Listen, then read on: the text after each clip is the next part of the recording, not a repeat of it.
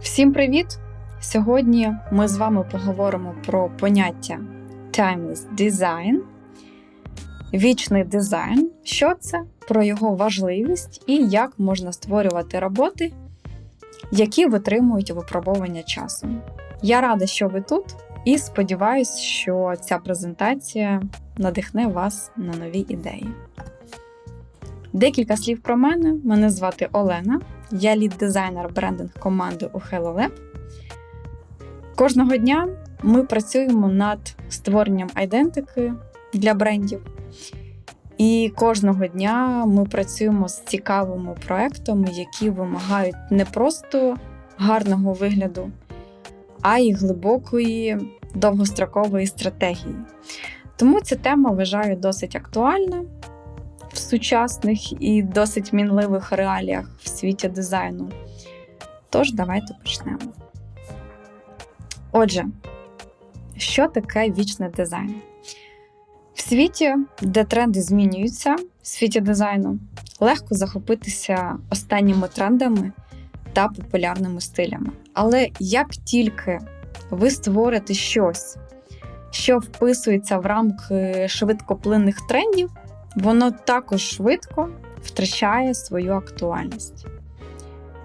Вічний дизайн полягає в тому, щоб створювати рішення, які не просто виглядають добре зараз, а й залишаються актуальними через роки.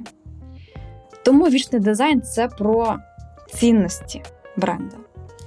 І тому важливо розуміти суть бренду, а потім знайти спосіб його вираження, який буде впливовим не тільки сьогодні, а й завтра, скажімо. Уявіть собі бренд, згадайте собі бренд, яким ви користуєтесь кожного дня. І щоразу, коли ви бачите його логотип, ви не замислюєтесь, чи це сучасно, чи це не сучасно. Це просто правильно. Це і є вічний дизайн. Дизайн, що співпадає з нашими універсальними людськими потребами. Так, він може бути естетично приємний, але також він функціональний. І що найголовніше, він не залежить від часу. Чому це важливо? Тут все просто. Вічний дизайн важливий, тому що він служить довгий час. Він не просто реагує на тимчасові тренди, він базується на, скажімо так, базових принципах, що залишаються стабільними, незалежно від того, що відбувається навколо. Дизайн може або швидко застаріти, або стати частиною ідентичності бренду на десятки років. Дуже простий приклад, який ми всі знаємо, це бренд Nike. Задумайтесь, скільки разів ви бачили цей логотип. Я думаю, що дуже багато, навіть якщо ви його не використовуєте, навіть якщо ви його не купуєте, навіть якщо ви не знаєте про нього багато, але він є в вашій пам'яті. Чому це так? Логотип Nike був створений в 1971 році. Так, там є своя цікава історія створення, але з тих пір він майже не змінився. Чому? Тому що він втілює ключові принципи вічного дизайну. Простота, сила символу і емоційний зв'язок. Про це ми зараз теж поговоримо. І чим довше люди взаємодіють з цим логотипом, тим сильніше він стає частиною їхнього життя. Зараз на слайді представлені приклади еволюції лого відомих брендів. Чому саме лого? Тому що з цього частіше всього починається подальша робота над візуальною айдентикою. І лого вже має якийсь вплив на аудиторію. Це просто один із перших базових візуальних елементів бренду. Але пам'ятайте, що перед ним, перед його створенням, вже була якась історія. Йдемо далі. Давайте зараз детальніше поговоримо про ключові принципи вічного дизайну, які потрібно запам'ятати. Перше – це простота. Менше – це більше. Запам'ятайте, якщо елемент можна прибрати, і від цього дизайн не втрачає нічого, Це правильний напрямок. Друге – це зрозумілість. Кожен елемент має бути інтуїтивно зрозумілим. Користувач не повинен думати над тим, як взаємодіяти з дизайном. Третє – це у нас функціональність. Вічний дизайн – це більше, ніж просто естетика. Він повинен працювати для свого користувача. І четверте – це емоційний зв'язок. Дуже важливий пункт, бо саме емоції утримують увагу на довгі роки. Чи викликає ваш дизайн емоції? Як створити вічний дизайн? Тут не лише про візуальні аспекти, це про глибоке розуміння бренду, його цінностей та аудиторії. Тож, як створити? Тут нам вже допомагають ті принципи, які ми вже знаємо, які ми вже розібрали. Створюючи дизайн, ми повинні використовувати поєднання креативності та базових принципів. Тому що творчість без основи – це буде повний хаос, це буде про відсутність сенсу. А основа без творчості – це буде занадто нудно. Тому важливо розуміти, що кожен елемент дизайну повинен нести певний сенс і говорити мовою бренду. Але ключ до успіху – це емоційний зв'язок. Бренд, який викликає почуття, емоції у людей, саме такий бренд залишається у їхній пам'яті. Далі. Ми вже говорили про це коротко, в принципах, але давайте зафіксуємо і трохи детальніше поговоримо про що слід пам'ятати. Тож 3 основні поради, які вам допоможуть створити вічний дизайн. Ми не будемо зосереджуватись, нагадую, лише на візуальних аспектах, тому що суть вічного дизайну в набагато більшому. Перша і найважливіша порада – це сторітелінг, або мистецтво розповідати історії через дизайн. Друга – це пріоритизація функціональності. Дизайн повинен не просто виглядати гарно, але й бути корисним і зрозумілим для користувача. І третє – це про простоту. Менше означає більше, коли кожен елемент має своє чітке значення та мету. Давайте тепер детальніше. Сторітелінг. Сторітелінг – це ключ до створення вічного дизайну. Дизайн – це не лише зображення, це канал комунікації, через який бренд може говорити до своєї аудиторії. Як ви хочете, щоб ваш бренд звучав? Як він розповідає свою історію? Це не про логотип, не про кольори, це про всю історію, яку ви хочете донести до людей. Хороший сторітелінг, він створює емоційний зв'язок.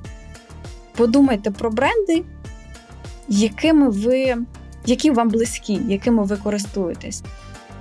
Вони не просто продають продукт, вони розповідають історію, яка резонує з вашим досвідом і, можливо, з вашими мріями. Якщо ви почнете з того, щоб створити саме історію, ви уникнете тимчасових трендів. Бо ваша основа – це те, як ви хочете, щоб люди відчували бренд і його майбутню айдентику. Цей зв'язок і буде вашою основою для вічного дизайну.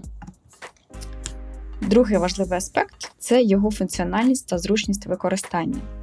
Ви можете мати найгарніший дизайн у світі, але якщо він не виконує свою функцію, або якщо користувач не може легко зрозуміти, як з ним взаємодіяти, такий дизайн провалиться.